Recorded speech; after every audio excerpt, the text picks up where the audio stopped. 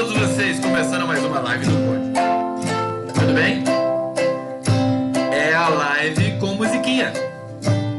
A musiquinha serve para ativar os neurônios, para a gente poder fazer uma live mais neuralizada, com muitas conexões, muitas sinapses, observando essa devastação cognitiva que é o governo Bolsonaro.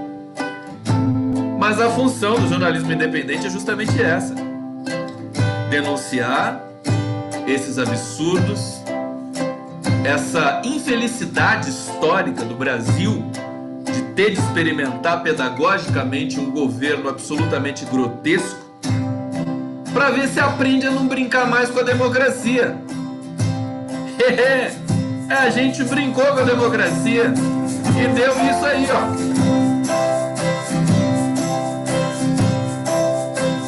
Eu acho que o Lula dava muito certo quando ele dizia, e esse enunciado dele ecoa muito forte hoje: não se pode brincar com a democracia. Foi isso que o Brasil fez. O Brasil, aspas, porque, vírgula, né? Vírgula, aspas não, vírgula.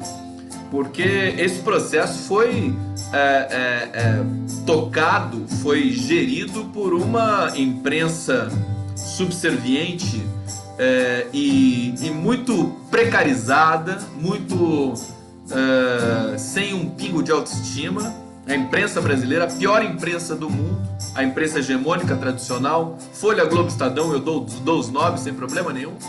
E sempre ressalto que não quero criticar os jornalistas trabalhadores desses veículos de comunicação, e sim a sua chefia maior, os donos da linha editorial. Esses sim são os piores do mundo. O jornalismo brasileiro é bom, competente, e talvez nós nos libertemos desse grande sequestro da prática de jornalismo que o Brasil sofre no século XX inteiro. Se não fosse a internet hoje, nós estaríamos nas mãos desses caras. Eu acho que em grande medida, sem a internet, o Lula nem teria chegado à presidência da República. A internet em 2002, ainda que um pouco incipiente no Brasil, acho que ela já fez a diferença.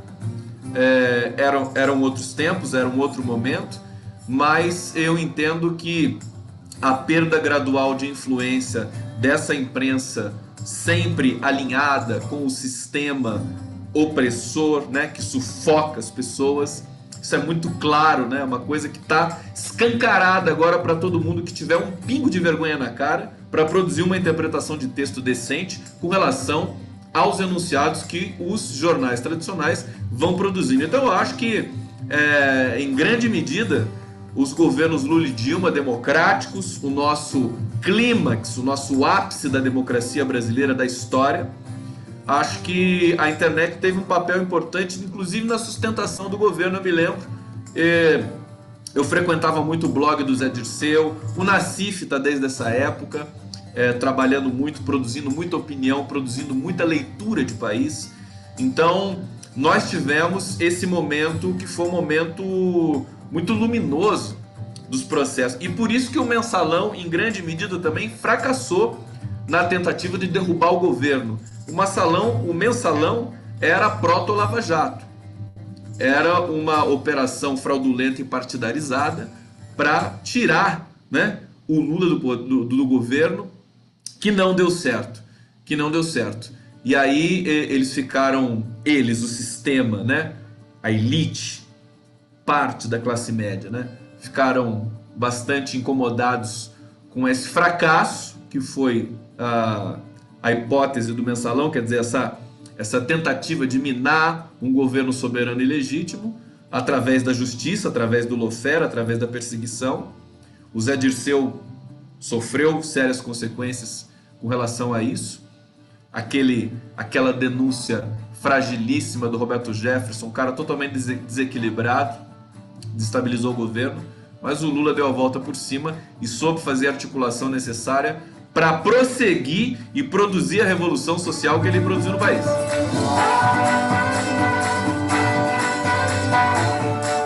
Bom, vou só saudar todos vocês, estou fazendo digressão inicial aqui da live do Conde. Muito obrigado pela presença. Deixa eu ver aqui as pessoas que estão chegando aqui. Giovana Maria Zabendo Pinto. Ah, olha só, Ivanildo Pinheiro, Adriana Negreiros, Carlos Silva, Sandra Borba, Adilson Barbosa, Patrícia Quesada, saudações. Felipe Jaguaribe, de Portugal. Um beijo pra você, Felipe Jaguaribe. José Leandro, Conde, achas que o Zeca fez bem ou um pouco de ironia socrática teria sido mais efetiva? Zé Leandro, eu acho que o Zeca Dirceu fez esplendorosamente bem. Acho que ele ganhou todos os pontos possíveis que ele poderia ter ganho nesse momento. Vou falar sobre isso hoje.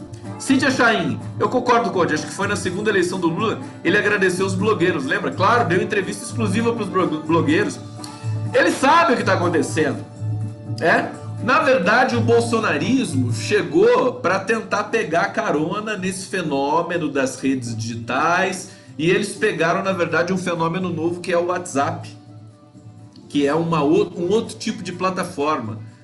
Que a internet tem uma questão, tem um lado muito, eu gosto muito, né? Eu sou realmente contra a corrente, eu não gosto de criticar Facebook e Google.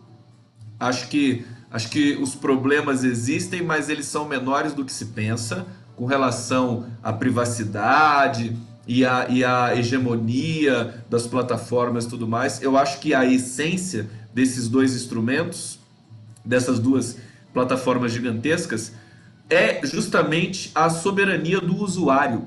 Acho que o usuário ali, ele tem muita importância e é estrutural que o usuário seja privilegiado nessa integração feita pelo Facebook e pelo Google, que também é um mecanismo de busca, é uma coisa diferente, mas também está associado ao YouTube. Então, assim,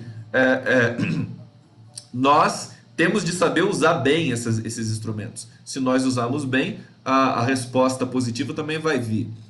Mas eu estava dizendo, quer dizer, que o bolsonarismo ele foi para esse lado obscuro das plataformas digitais, também usando o Facebook, também usando o ódio residual da sociedade. E, na verdade, o que aconteceu no final do governo Lula, por exemplo, os blogs e tudo que acontecia na internet estava sendo super bem usado pela esquerda, pelos movimentos democráticos. Nós precisamos recuperar esse momento. Esse momento é muito importante para a gente. O segmento democrático produzia muita massa crítica na internet. Muito, porque a esquerda gosta de escrever textos, gosta da argumentação, gosta da discussão. Então, eu lembro o blog do Zé Dirceu era uma coisa espetacular. Era muito denso. Ele analisava as coisas de maneira muito competente. O Zé Dirceu tem um talento literário. Ele tocava aquele blog, não sei se ele tinha mais um ou dois editores ali com ele, mas era a voz do Zé Dirceu sempre. Então foi um blog importantíssimo para a manutenção e sustentação do governo naquele momento. E havia muitos outros também.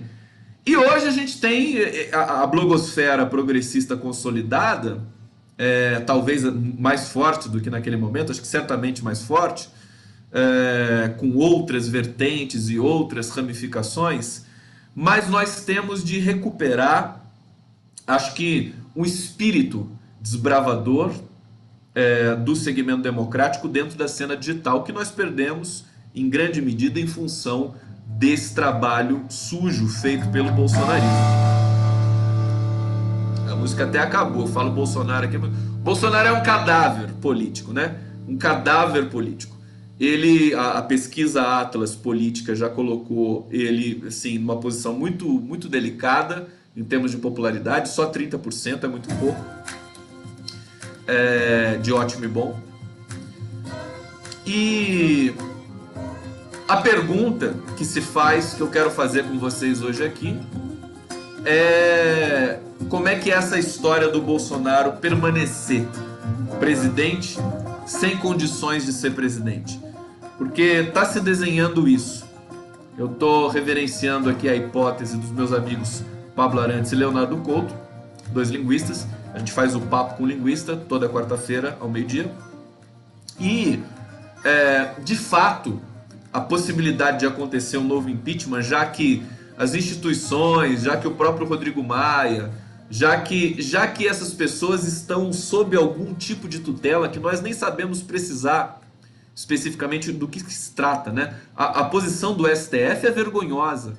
No momento que o STF estava... STF, nesse momento, ele está acuado. Está sendo ameaçado por bolsonaristas. Foi ameaçado pelo Deltan Dallagnol. Deltan Dallagnol ameaçou jogar pedra no STF. Acho que seria suficiente para ele sofrer algum tipo de processo judicial. Ele está sofrendo, mas não por isso. O STF estava numa situação complicada, sendo ameaçado pelo bolsonarismo, acuado por sua vez também, porque não tem nenhum tipo de articulação política. Um governo que fracassa fragorosamente na articulação política e quer aprovar projetos na Câmara. Os bolsominions nem sabem como é que funciona o governo e o que um governo precisa para funcionar. Eles não têm a menor ideia disso. Se perguntar para o bolsominion o que é a reforma da Previdência, ele não vai entender direito o que é isso. Esses bolsominions que já são uma espécie de minoria na cena política nacional nesse momento, porque o Bolsonaro está perdendo espaço, evidentemente, o tempo todo. Então, por exemplo, o Rodrigo Maia ele cresceu naquele embate com o Bolsonaro. O embate foi... A imprensa colocou panos quentes nesse embate, foi a responsável direta por esse armistício entre Bolsonaro e Rodrigo Maia, é a Folha, Estadão e o Globo. Eles partiram com tudo para ajudar a apaziguar a tensão entre os dois.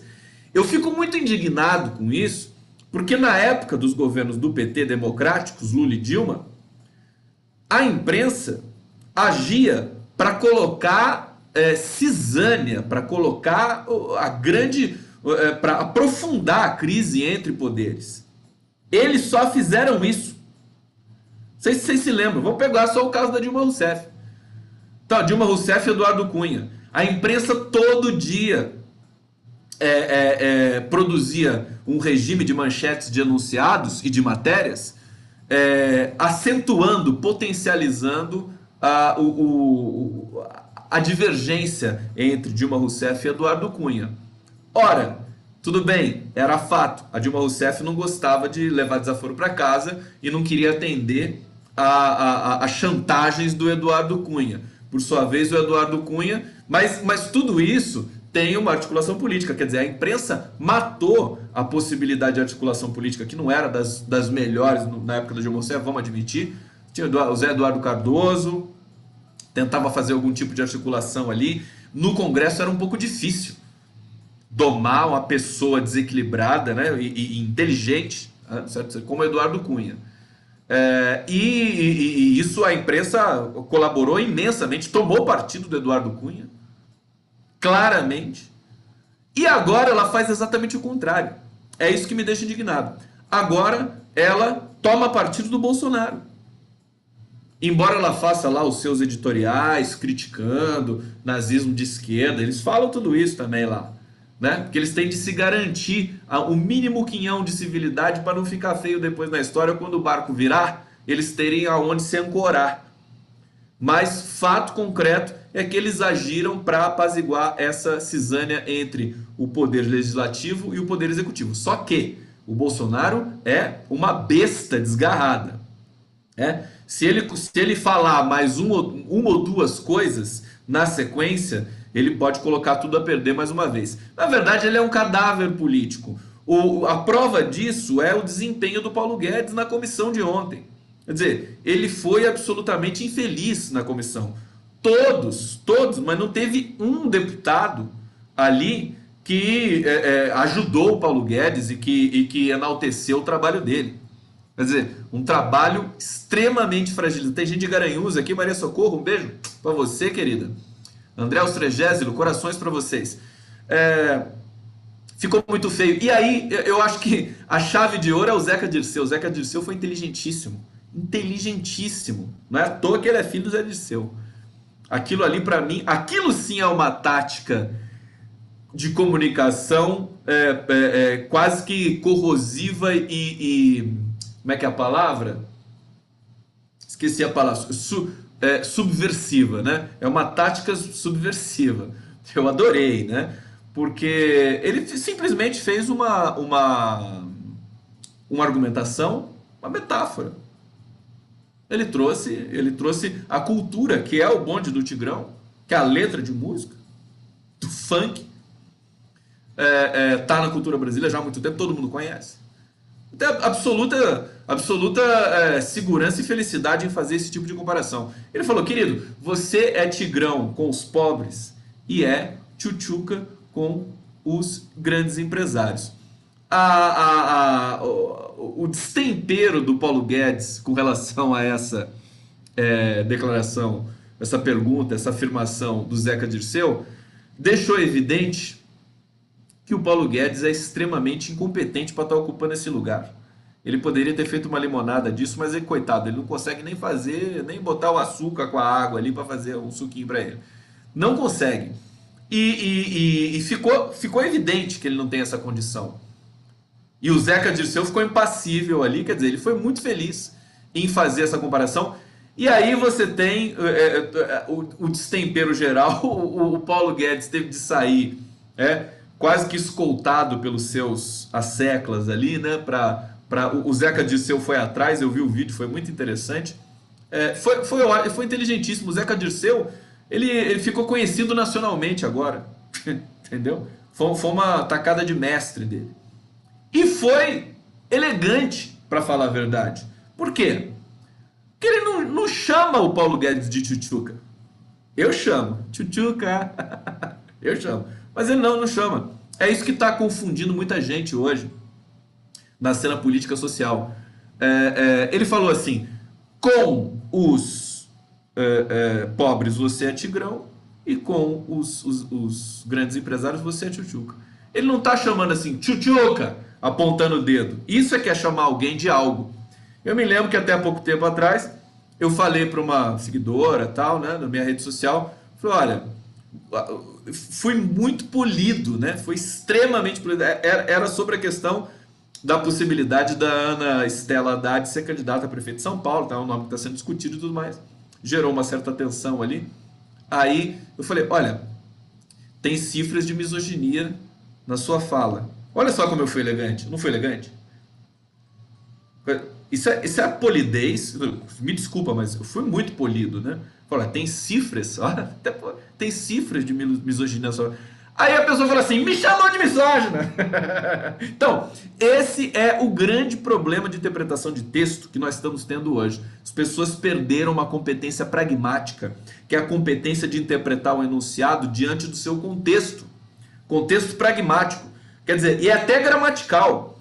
Eu não estou acusando a pessoa de ser misógina. Eu estou dizendo assim, olha, tem alguma coisa errada aqui, você não quer comentar isso? A pessoa já leva para o lado do insulto puro e simples. Por quê? Porque o insulto é aquela coisa, a pessoa se defende, né? É uma posição defensiva também. Depois sai aí, difamando e tal. Né? Me chamou, me agrediu e tudo mais. É assim que está funcionando em grande medida um certo debate rasteiro político das redes sociais. Também na própria imprensa, a gente vê muito isso, que é uma espécie de deturpação do enunciado. É um problema da linguagem, tá? A gente vai aprofundar um pouco disso.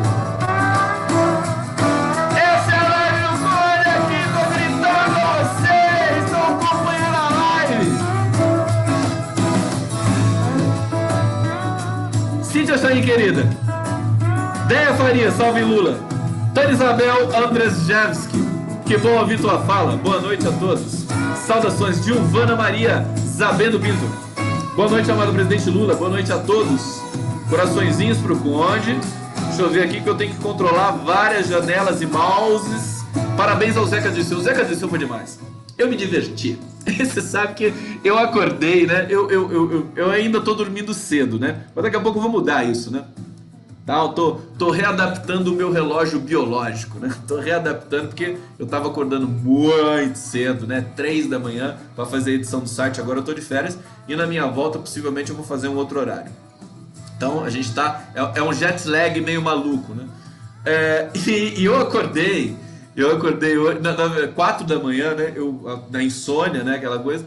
Aí o celular do lado, peguei ali, aí abri e tava lá, né, o Zeca Dirceu chamando o Paulo Guedes de tchutchuca. Eu falei, que isso, cara. Marília, a Marília pediu pra eu notar.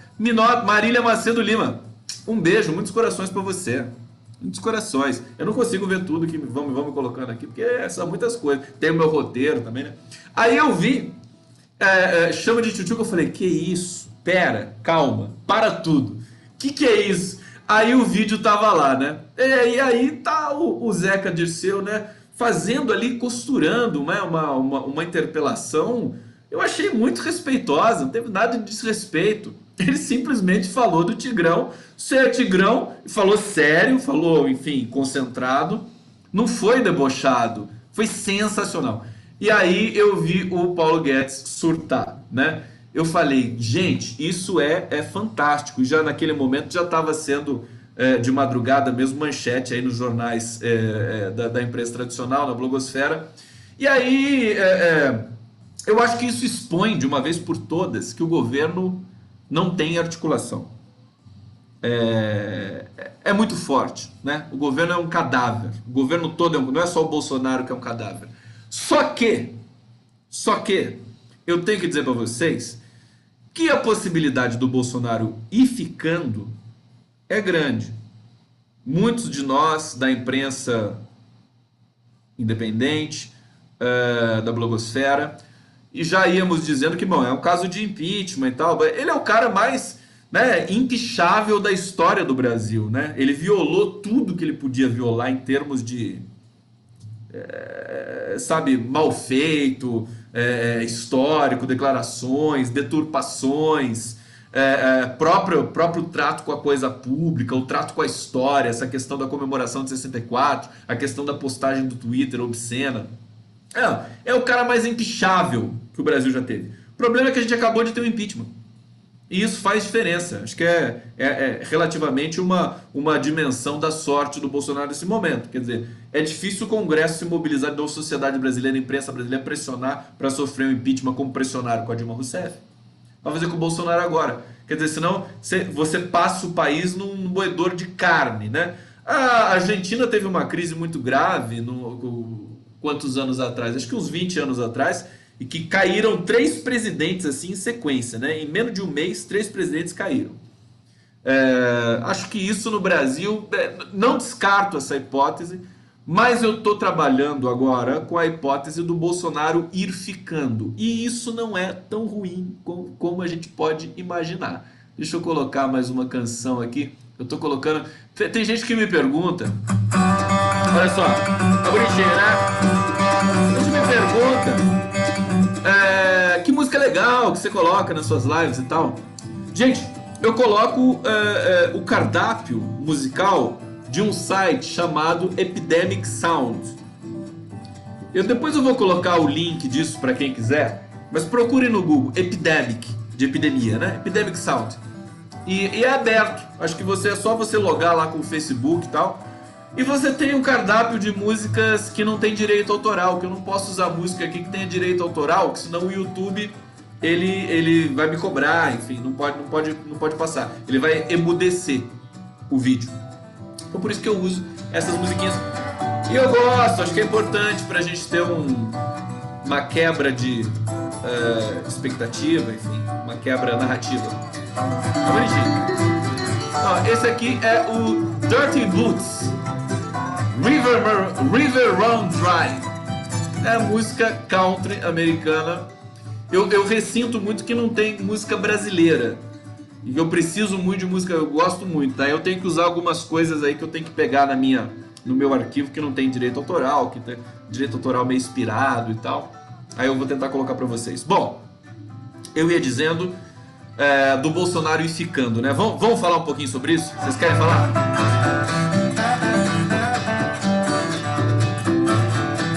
É bonitinho.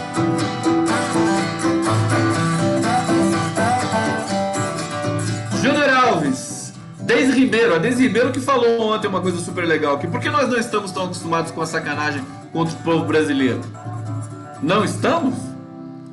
Robson Arante, no Brasil o sujeito quando deixa o governo tem 3 opções para receber agrado dos empresários, que favoreceu enquanto agente público. em cash, Gedel, ou abre uma empresa de consultoria de palestras.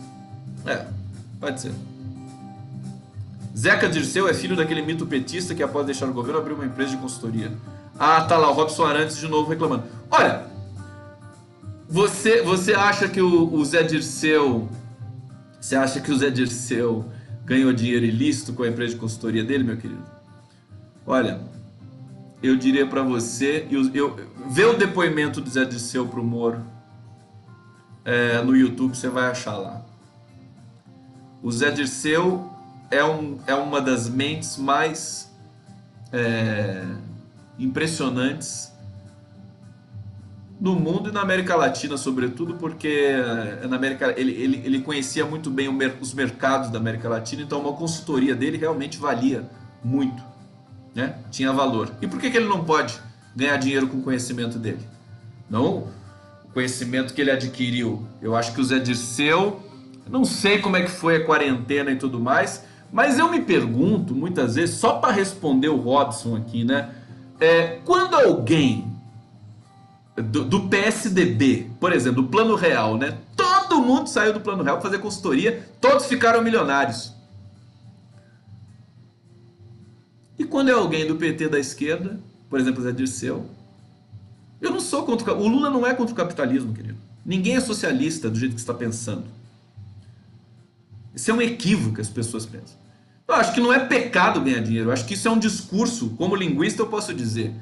Essa coisa de criminalizar você produzir algum tipo de ganho, né? Você ganhar dinheiro com o seu trabalho. Acho que isso é o discurso dos grandes, do sistema, para impedir que você sonhe e que você construa a sua fortuna. Mas eu não vou entrar nesse ponto aqui. Sempre, o Robson Arantes sempre vindo falar mal aqui do Zé Dirceu. Por que você não vai em outra live para ouvir o que você gosta? Você quer ouvir o que você não gosta? Então tá bom, você é democrático. Tá. Maria Margarida Gerromoser, quanta diferença, o filho do Zé Dirceu é um homem com todas as letras e os filhos do Bolsonaro são imaturos, cometem crimes e o papo cobre tudo. Eu quero perguntar pro Robson Arantes se ele tem a noção do que o Zé Dirceu passou na prisão, do que ele passou no exílio, do que ele passou na ditadura militar, do que ele passou de perseguição no governo. Queria saber se o Robson Arantes passaria um décimo, um milésimo do que passou o Zé Dirceu, se ele teria capacidade, fibra, para passar o que o Zé Dirceu passou, né? Então eu acho que o Zé Dirceu, um grande herói nacional, e nós deveríamos enaltecer a sua biografia. Foi um grande defensor da democracia, um cara super inteligente, que sofreu uma perseguição terrível. Dentro da prisão ele sofreu perseguição, teve fibra, não delatou jamais, não foi fraco que nem o Palocci, que mentiu para obter liberdade. Então assim, quando alguém fala alguma coisa do Zé Dirceu, eu fico realmente, eu tenho que subir nas cadeiras, meu querido, não vou deixar barato esse negócio não.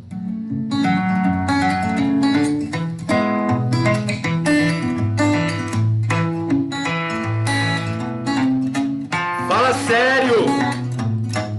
Bom, eixo temático, cadáver político, cadáver, Bolsonaro, mas ele vai ficando. E aí, isso é ruim? Eu tô para dizer que não. Por quê?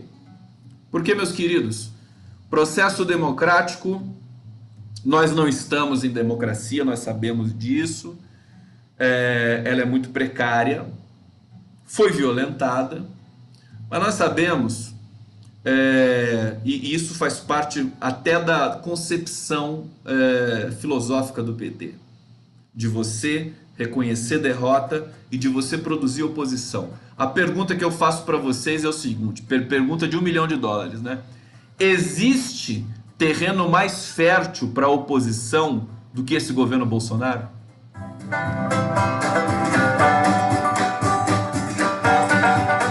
Tem coisa melhor nesse mundo para uma oposição que um governo como o Bolsonaro? Responde para mim! vou dar a minha resposta para vocês. Não, não tem. O Bolsonaro, eu tô quase fazendo uma campanha assim, fica Bolsonaro, fica.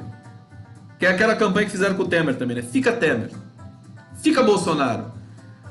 Porque ele chegou num ponto agora em que a gente pode pedir para ele ficar, sabe por quê? Porque ele não vai ter condição nenhuma de modificar nada na Constituição brasileira. Nada. Porque ele virou um cadáver.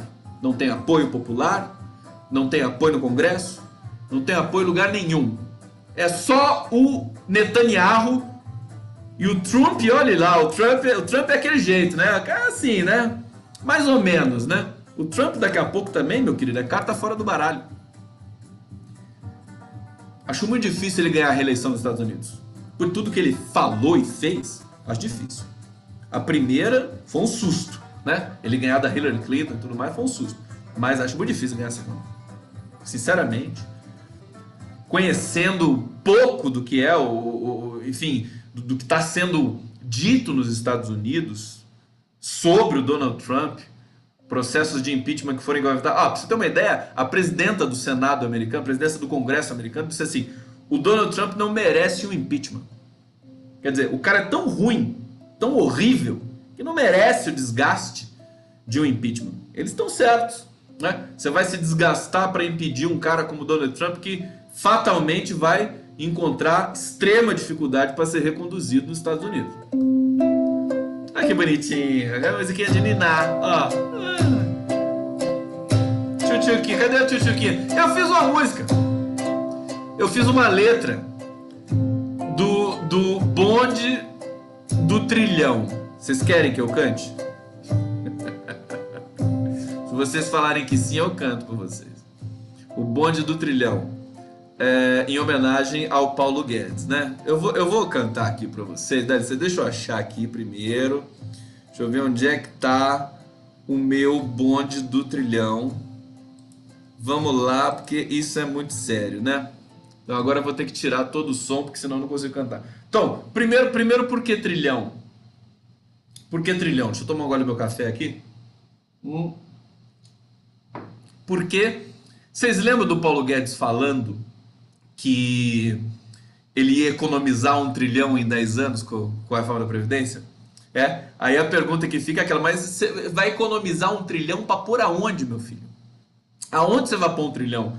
É 1 trilhão que vai para a economia, aquecer a economia, né, o comércio e tudo mais. Ele tira da economia e vai para o mercado financeiro especulativo.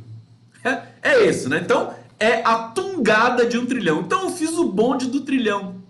O bonde do trilhão, vulgo o funk da Previdência. Então eu vou cantar aqui, tipo, como é que é o nome daquela dupla lá?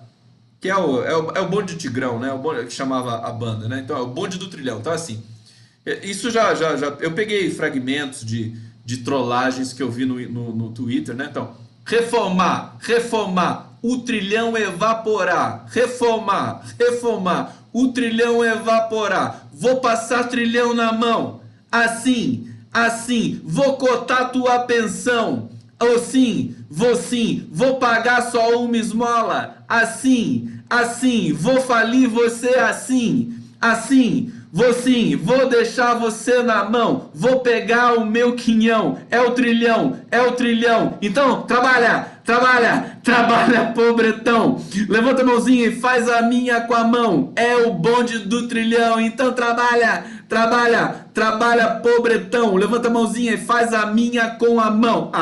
É bonitinho, é o bonde do trilhão.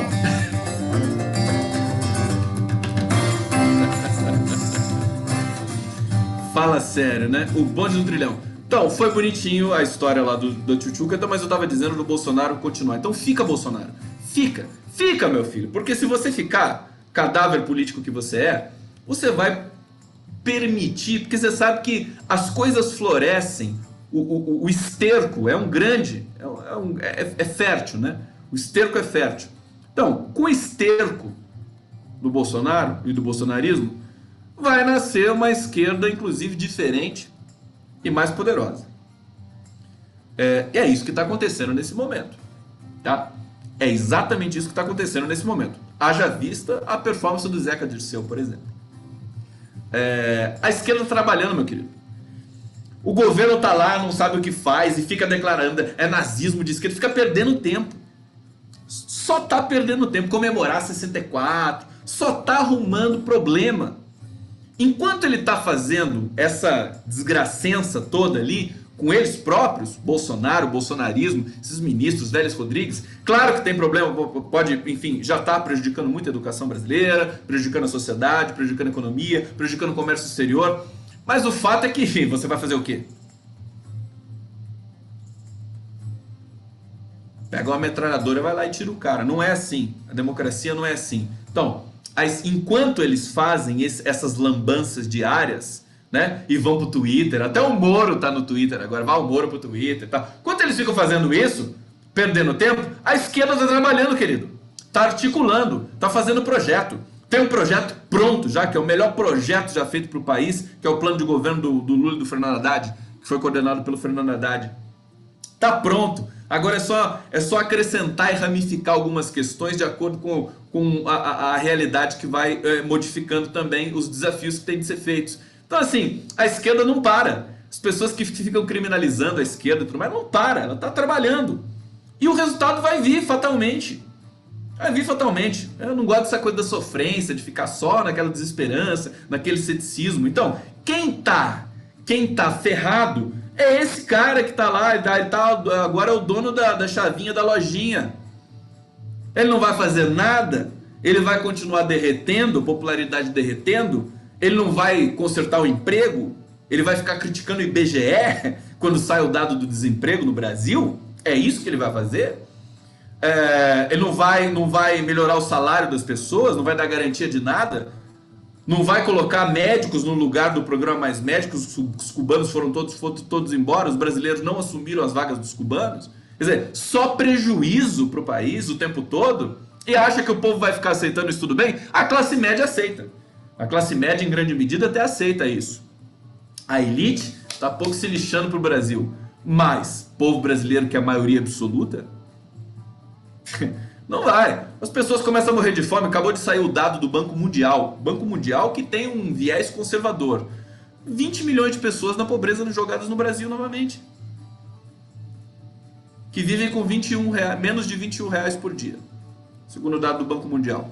Os dados são tétricos. É um governo que não se sustenta, que jamais terá condições de fazer sucessor. Pode vir Moro, pode pintar o Moro de ouro. Não vai adiantar. O Moro tá na pior, quer dizer, todo esse imbróglio em torno da Lava Jato, do fundo de 2,5 bilhões, aí você tem o STF metido nisso também, quer dizer, toda essa tensão, todo esse derretimento institucional não vai produzir uma possibilidade de uma sucessão para esse governo. Eu já estou pensando em 2022, mas também estou pensando em 2020 nas eleições para as prefeituras. Certo? Então, nesse terreno todo, o que é mais, o que chama mais atenção? Ora, é o melhor espaço para a oposição crescer. E quem é a oposição ao Bolsonaro? A imprensa não está nem usando a palavra oposição. Ela não está usando a palavra oposição. Mas daqui a pouco ela vai ser obrigada a usar. Ela vai ser obrigada a nomear PT, PCdoB e alguns outros partidos que estão ali juntos. E não só esses, porque você está tendo dissidências na bancada ruralista, em outras bancadas, própria base do PSL do governo, que nem existe uma base. Então, assim, a situação é dramática para o governo. Quem fica tentando salvar o governo todos os dias é a imprensa tradicional. Ela tenta livrar sua cara fazendo editoriais criticando o governo, mas ela tenta salvar o governo todos os dias com a sua linha editorial de normalização do absurdo. Então, o que eu quero dizer para vocês é que a situação tática, como disse o Márcio Postman para mim, na entrevista que eu fiz com ele, a situação tática é favorável à esquerda. A esquerda está viva, o PT é o partido mais popular do Brasil. Hoje saiu outra pesquisa dizendo a mesma coisa, que o PT é o partido mais popular do Brasil, mais admirado do Brasil. Mas não tem erro, não tem dúvida de que a oposição, com um governo cadavérico como esse, ela vai crescer, ela vai tomar consistência, inclusive ela vai ensejar um outro desafio. Como é que nós vamos organizar essa oposição? Como é que vai se organizar a repartição de poder dentro da oposição? Porque quem quer fazer política e não gosta da palavra poder é muito hipócrita. Sinto muito.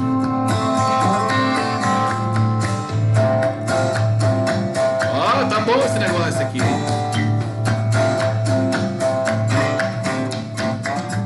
Queridos, Edna Ferreira Santos, eu amei, você é um linguista que mobiliza muito sentido, os bondes do trilhão. Vem para o Arraial do Cabo, faz a live daqui, eu te hospedo. Oh, tô indo. Lula livre, Conde anunciador de liberdade para ser livre. Moro empregadinho do EUA dos Estados Unidos. Eu acho que muita gente realmente vai mergulhar na lixeira da história de cabeça, né? E sem capacete, sem proteção. Muita gente vai se espatifar. Eu acho que o Moro já se espatifou. Para mim ele já se espatifou porque ele faz parte de um governo ele faz parte do governo Bolsonaro, querido. O que você quer? O que resta para sua vida? Você faz parte do governo do Bolsonaro. Me fala, me explica. O que restou para você de humanidade? O que restou para você de prestígio? Pertencer ao governo do Bolsonaro já é um grande castigo histórico, quer dizer, já é uma coisa assim que devasta qualquer possibilidade de legado que você queira dizer, que você queira deixar. Então não tem a menor condição. O Moro é também outro cadáver. A conta desses caras está chegando, deles todos. E é por isso que eu digo que o Bolsonaro não vai, eu acho que assim, ele sair para dar lugar para outro, passa a ser pior agora para a oposição se mobilizar. Vai ser mais um truncamento da história. Então eu quero que ele fique. Vou começar uma campanha. Fica, Bolsonaro. Fica, porque você é um Temer piorado, né? Ele é um Temer, é uma pinguela gigantesca, que talvez dure 4 anos, mas passa rápido e as eleições para prefeito estão chegando e a gente vai ver quem são elas. O Brasil devastado, esse pessoal alinhado ao Bolsonaro, você acha que eles vão ter chance nas eleições para prefeito? E nós já escolados com a questão dos disparos ilegais em WhatsApp, porque é sempre um aprendizado, né? É sempre um aprendizado.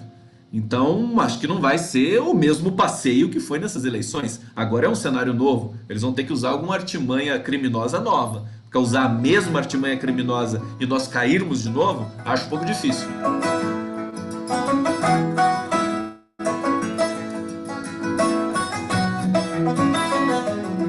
Bom, lembrando algumas rapidinhas de hoje, né? O sucesso do leilão Lula livre, tudo isso também esfrega na cara do sistema brasileiro o quanto ele está apodrecido e o quanto ele está errado, né? O artigo do Hélio Gaspari também pedindo Lula livre na Folha de São Paulo, decano do jornalismo tradicional hegemônico, que é o Hélio Gaspari, né? Isso é um sinal, é um termômetro muito forte. Então, essa questão do leilão, quer dizer, é bonito de ver que você tem, que o leilão não foi pro trabalhador, né? Não era barato uma foto pro trabalhador, uma foto do Lula autografada, mas você tem gente dentro da classe média que tem consciência política, que está se movimentando, que quer a democracia de volta e que deixa o seu sinal através de um protocolo tão bonito que foi o leilão de fotos Lula livre. Foi muito lindo aquilo lá, tudo que aconteceu em São Paulo e na Paraíba e também nas redes digitais, para que o Instituto Lula obtivesse fundos, inclusive para as questões do serviço advocatício para o Lula. Porque, na verdade, eles perseguiram tanto a família do Lula, o Lula, e o Instituto, que acabou ocorrendo essa situação de fazer alguns eventos para conseguir fundos, né? Captar recursos para manter vivo um sonho, na verdade. Vou falar um pouquinho do ministro da Educação. Eu acho que o Ricardo Vélez Rodrigues, ele está numa situação bastante delicada agora, sempre teve. Ele demonstra ter profunda incompetência e eu acho que agora chegou no limite, porque os militares se cansaram do Vélez. Eu acho que o Bolsonaro, o bolsonarismo, essa cúpula que é composta pelo Ernesto Araújo, o Bolsonaro e o Ricardo Vélez, eles estão cometendo, dentre tantos erros, um erro monumental e muito mais deletério para eles próprios, que é tentar reescrever a história de 64 no Brasil. Não cola. Eu acho, como pesquisador, eu aceito que se possa tentar reescrever o passado. Você pode tentar, só que você tem que ter metodologia para isso. Tem que ter competência, tem que mobilizar pesquisador, tem que ter argumento. Não tentar reescrever o passado na base do porrete, na base do decreto. Então, eu acho que eles estão realmente... É mais um flanco que eles estão deixando aberto para que a oposição se fortaleça muito mais e ganhe muito mais adesão popular na extensão do Brasil todo. Então, ele está muito fragilizado porque os militares não querem. Já disse, falei isso, conversei com a minha querida amiga Andréa Truz, hoje, numa entrevista bacana, no meu canal, vocês podem assistir lá, podem acessar, e também com outros colegas, tenho conversado sobre isso. Chegou no limite. Acho que o Vélez Rodrigues não tem condições mais, nenhumas, de permanecer no Ministério da Educação. Não sei por que, cargas d'água, o Bolsonaro ainda não pediu para ele sair. Fazer média com o Olavo de Carvalho? Talvez, não sei. O problema é que o assessor dele já foi demitido e no lugar colocaram um militar. Então o que vocês acham que vai acontecer com o Ricardo Vélez Rodrigues nas próximas semanas ou dias?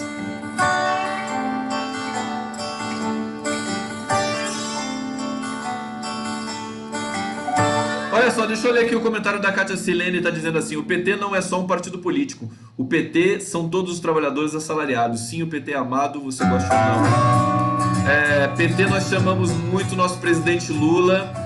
Carolina Rodrigues dizendo assim, sim. Leonardo Leon: PT é o melhor partido do Brasil, trabalhador politicamente consciente, ama o PT. É bonito ler isso, né? Acho que é muito gratificante. Eu sempre enalteci, até para surpresa de muitos petistas, de maneira apaixonada o PT, porque o PT, para mim, extrapola. Acho que ele é um patrimônio do povo brasileiro. Acho que a gente foi muito injusto, tem muita gente que foi muito injusta com o PT, entrou no discurso de ódio, entrou no discurso da criminalização fácil assim, porque não tinham consistência, não tinham conhecimento histórico e entraram nesse linchamento ao PT, que depois de tudo isso que aconteceu, volta a ser, digamos, às suas bases, né, que permitiram que o PT fosse eleito 4 vezes para a presidência da República, e ganhado muito espaço pelo Brasil todo, nas câmaras legislativas e também nos governos estaduais e municipais. Então acho que existe um processo que nós temos de construir também de reparação histórica ao PT, que merece desculpas. O PT tem de receber desculpas da sociedade brasileira. Acho que os próximos passos têm de ser dessa direção também, né? Todo mundo, porque muita gente, como o PT hoje continua sendo o partido mais popular do Brasil, muita gente que atacou o PT já se arrependeu, né? Pelas estatísticas já se arrependeu. Então aí é interessante que essas pessoas que se arrependeram, que se retratem, que mostrem o arrependimento, né? Uma forma de manifestar também algum tipo de caráter político histórico. Muito injusto. Nós vimos o que foi o PSDB em termos de corrupção e desvio de dinheiro público no estado de São Paulo, no Rodoanel, onde você quiser, em Minas Gerais, conhece o Neves. Quer dizer, o sistema político brasileiro realmente tem esse lado podre, que o PT tentou resolver, evidentemente, um ou outro caso que você possa ter tido no PT, mas minoritário, insignificante. Tentaram criminalizar o partido todo, como fizeram com o Odebrecht. É o mesmo processo. É o mesmo processo, né? Por exemplo, você tem corrupção no Odebrecht. Aí você esmaga toda a empresa. Faz a empresa praticamente deixar de existir. E ser criminalizada no mundo todo. Sendo que são alguns executivos. Então, todos os trabalhadores, engenheiros, todo mundo que trabalhou na Odebrecht está sem emprego agora. Está tendo que buscar alguma outra colocação. É a mesma coisa que fizeram com o PT. Agora, não conseguem.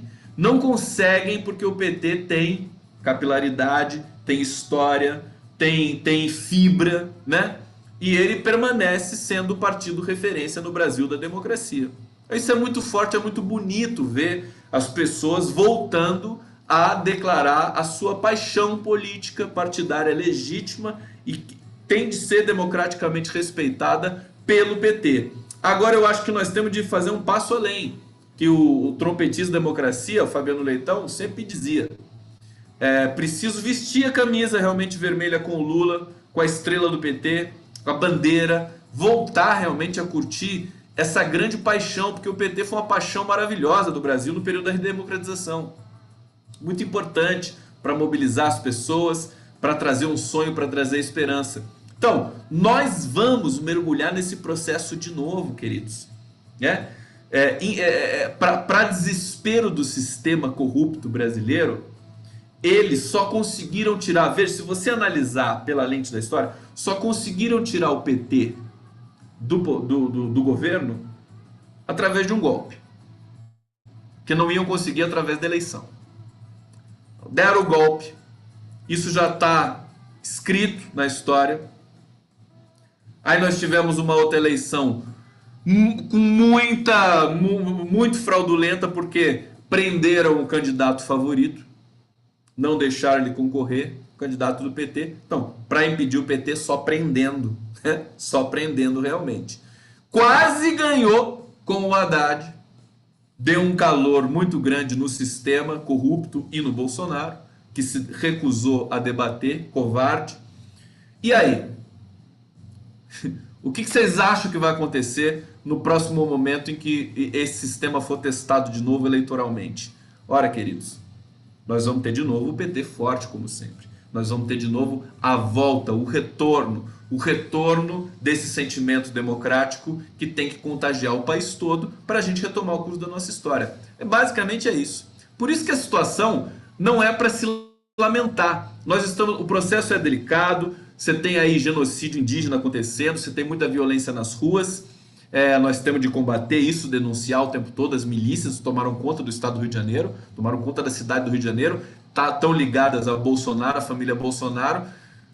Daqui a pouco o jornal O Globo vai jogar mais um bloco de notícias a respeito da ligação das milícias com o Bolsonaro. Isso está sendo esperado por todos nós, porque a gente sabe que existem matérias que estão sendo elaboradas. Então, a situação, na verdade, é preciso ter a frieza, a capacidade de entender que o momento nos é favorável para a democracia. Embora com todo esse tipo de ação grotesca dos bolsonaros e do bolsonarismo. Mas, conjunturalmente, historicamente, o protagonismo está voltando para esse lado. Isso eu acho muito importante de destacar. Então, nós vamos viver de novo uma coisa importante, que foi aquela coisa contagiante de querer democracia, de querer um governo inclusivo, de querer um governo soberano, que respondesse aos anseios do povo concretamente e não ficasse naquela conversinha fiada de tucano, de arrumar a economia e de não fazer a economia de fato se mexer e produzir riqueza no país. Então a gente vai se encontrar de novo com essa história, não tenho dúvidas disso, vai ser bonito, vai ser difícil, nós temos de ter fibra, temos de ter força, e eu acho que esse momento é justamente o momento para a gente clamar por Lula livre. Ninguém aguenta mais o Lula preso, nem a própria elite brasileira, o próprio governo Bolsonaro, num certo sentido. O Lula preso continua sendo muito ruim para todo o país, para todo o segmento, porque é uma vergonha, é isso que o Hélio Gaspari falou, é uma vergonha para todo o país que você tem o ex-presidente mais popular da nossa história, o cara que mexeu com as estruturas brasileiras, encarcerado nessas condições. Continua sendo uma grande vergonha. Então, veja, a ação do Toffoli em adiar a votação em segunda instância me assustou demais, porque o caminho agora é justamente você começar a dar o start no processo de ficha caindo no Brasil. Processo de reconciliação que vai ser complicado, vai ser demorado, mas ele só vai começar com o Lula livre. Então nós vamos ver, porque nos próximos dias nós teremos a jornada Lula livre, nós teremos uma semana de muitos atos, de muitas ações, de muitas manifestações, protestos, e eu acho que é bom a gente ficar atento a isso, porque esse momento é fundamental para o Brasil, é histórico. E é bonito de ver as pessoas envolvidas com essa causa. Tudo bem, eu acho que com isso eu termino essa live. Vamos tocar uma musiquinha para vocês? Vocês querem uma música hoje? Vamos? Então vamos. Vamos lá fazer uma música. Vem aqui comigo pra gente terminar na tradição. Aqui o violãozinho tá aqui. O que vocês querem ouvir hoje? Eu vou tocar um Paulinho da Viola.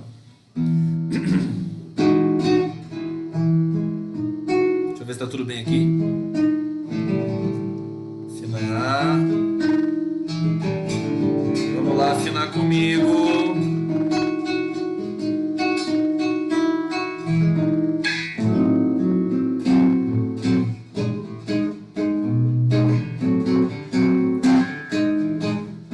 Trama em segredo teus planos, parte sem dizer adeus, nem lembra dos meus desenganos, fere quem tudo perdeu. A coração leviano não sabe o que fez do meu.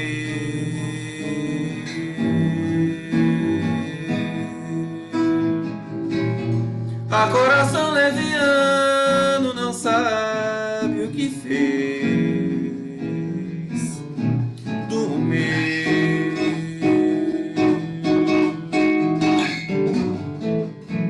Este pobre navegante, meu coração amante,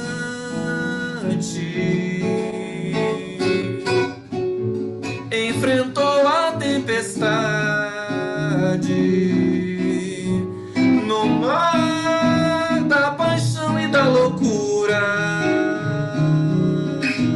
fruto da minha aventura, em busca da felicidade. A coração, teu engano foi esperar por um bem de um coração leviano que nunca será de ninguém.